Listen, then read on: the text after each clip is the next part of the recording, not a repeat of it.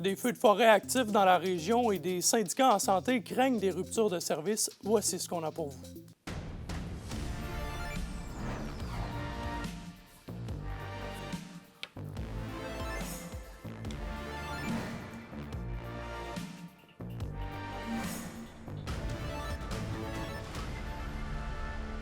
Bonsoir tout le monde, André Audet avec vous. Merci d'être là. On débute avec les feux de forêt. Roxane, plusieurs brasiers sont en activité dans la région, mais rien d'inquiétant.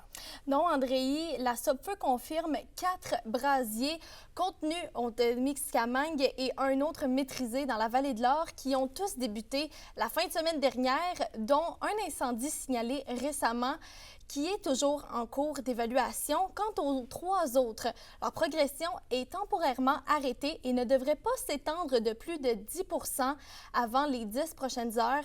Les raisons des feux de forêt demeurent pour l'instant inconnues, comme l'a expliqué la conseillère à la prévention et aux communications à la Sopfeu, Mélanie Morin.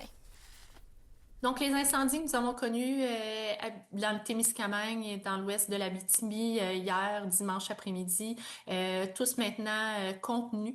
Des incendies qui varient entre 3 et 6 hectares. Encore là, le danger d'incendie variait d'élevé à très élevé.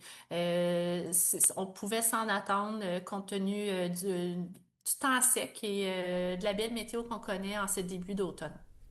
Donc, Roxane, comme quoi, même si l'été est derrière nous, il faut rester vigilant. Absolument, Andréi. Comme nous le rappelle la Sopfeu, le risque d'incendie de forêt demeure toujours présent et ce, même en automne. Dans la majorité des cas, ce sont les activités humaines qui sont en cause, comme les feux de camp mal éteints, la circulation en véhicule tout-terrain, les mégots de cigarettes ou encore les feux de chauffage et de cuisson laissés sans surveillance. Les activités automnales comme la chasse, la fermeture de chalets ou le brûlage de feuilles mortes viennent également accentuer le risque. Et chaque année, c'est une quarantaine d'incendies qui en sont la cause. Mélanie Morin rappelle que même si les journées sont plus douces, la vigilance demeure essentielle pour éviter des brasiers. On sait que c'est un moment où les gens sont très présents en forêt. C'est également un moment où les feuilles commencent à tomber. Beaucoup de combustible léger. Le fameux crunch-crunch quand on marche en forêt à ce temps-ci de l'année, justement, ça fait un combustible qui est facile à allumer. Même si c'est trempe ou frais le matin, en après-midi, ça se réchauffe. Le soleil est là. Moins de feuillage dans les arbres fait en sorte que le soleil se rend au parterre forestier plus rapidement. Donc, on demande aux gens de faire preuve de prudence. Habituellement, la moyenne à pareille date, nous sommes à 434 incendies. Nous avons connu 333. On voit une baisse par rapport au nombre d'incendies. Le bilan complet de l'été et l'automne 2025 devrait paraître au mois de novembre. Eh bien, on compte sur vous. Merci beaucoup, Roxane. Au plaisir. En santé maintenant, la fin du recours aux agences privées dans tout près d'un an dans la région fait craindre le pire à des syndicats. Il dévoile une étude sur les impacts de la main-d'œuvre indépendante ou navettage sur le réseau public. Sophie Média-Villarivard a les détails. Des organismes lancent un cri d'alerte. La dépendance de la région au navettage a des conséquences socio-économiques alarmantes. Ces inquiétudes sont soulevées par des syndicats en santé de la région affiliés à la CSN. On est favorable à enrayer la main-d'œuvre indépendante au niveau de la santé. Cependant, ça fait 20 ans qu'on le sait qu'on va avoir une pénurie de main-d'œuvre suite à un creux démographique au niveau de la région qui était prévisible, mais il n'y a pas eu les leviers nécessaires pour y faire face. Le réseau de la santé est le principal touché. Une étude de la firme MCE Conseil révèle qu'en 2017, le CISAT dépensait seulement 7 millions de dollars pour de la main-d'œuvre indépendante. Ce chiffre a explosé jusqu'à 144 millions en 2024 et seulement 5,6 % de ces dépenses sont réinjectées dans la région. Notre mandat de documenter à quel point ça engendre des fuites économiques que de recourir aux agences privées et des travailleurs qui ne sont pas issus de la région. C'est 50 millions qui fuient directement au niveau des retombées économiques locales, mais en plus de la ponction que se prend comme profit les agences. Même si le navettage est dispendieux pour la région, son arrêt engendrerait aussi des conséquences négatives. Plus de 700 postes seraient abolis, risquant des fermetures de services en CHSLD, en santé mentale, en centre jeunesse et à domicile. Là, il est temps d'agir de manière concertée parce que là, c'est plus rien que de la main-d'œuvre qui manque. Ça fait tellement longtemps que là, la problématique s'est aggravée. Elle est multifactorielle. Il manque de logements, de CPE. Tous s'entendent pour dire qu'il est impératif de renverser la tendance au risque de frapper un mur. Il faudrait donc agir sur les causes profondes de la pénurie et engager de la main-d'œuvre permanente. Le coût horaire de travailleurs de la main-d'œuvre indépendante a été d'environ 130 de l'heure dans la dernière année, comparativement à une trentaine de dollars de l'heure pour du personnel régulier. Donc, la marge de manœuvre, elle est présente pour bonifier les conditions de travail du personnel qui est permanent. Sophie Média-Villarivard, RNC Nouvelles, à Rouyn-Noranda. Au culturel, l'ensemble Gobel de l'Orchestre symphonique régional est en tournée cette semaine. Les musiciens vous présentent Racine sous la direction du maestro Jacques Marchand. La tournée commence ce soir à 19h30 au Théâtre des Esquerres d'Amos et l'ensemble se déplacera ensuite vers Val-d'Or, Lassar, Rouyn-Noranda et Ville-Marie au courant de la semaine.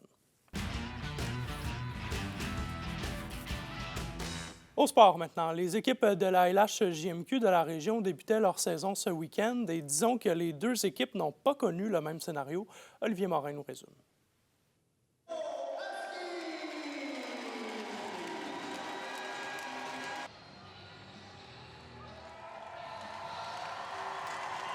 L'ambiance était à son comble pour l'ouverture de la saison des deux équipes de la LHJMQ de la région. À Rouyn-Noranda, les Huskies ont subi un revers de 6-5 en prolongation face à l'Armada de Blainville-Boisbriand vendredi soir.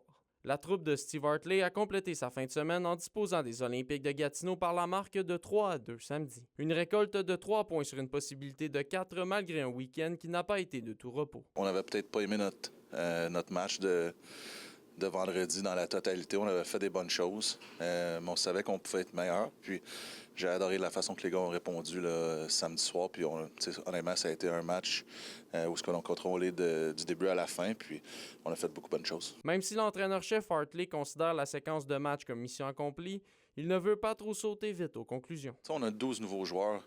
On a beaucoup de jeunes joueurs de 17-18 ans.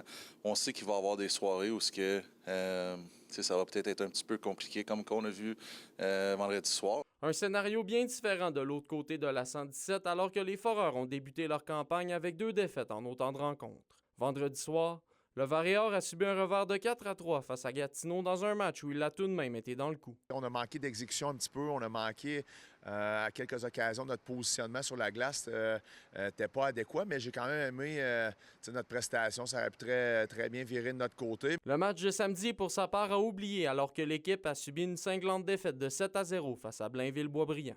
L'entraîneur-chef Maxime Desruisseaux en avait long à dire sur la prestation de son équipe. Je te cacherai pas que je suis déçu de notre performance, déçu du groupe parce que c'est pas le genre d'éthique de travail, c'est pas le genre d'équipe qu'on veut avoir. Malgré tout, un sentiment de confiance règne au sein de la formation, comme nous l'explique Philippe Veilleux. C'est notre première game, c'est sûr que ça va pas être parfait, puis notre structure n'est pas encore établie, mais je suis confiant pour la suite. Là. Ouais. Les Huskies affronteront les Remparts de Québec jeudi et vendredi soir ici même à l'Arena Glencourt. Par la suite, ça sera au tour des Foreurs de Val-d'Or de recevoir la visite de Québec samedi après-midi. Finalement, la fin de semaine se conclura avec le premier chapitre de la guerre de 117 dimanche après-midi au centre Nico Eagle. Olivier Morin, RNC Nouvelles, Rouyn-Noranda.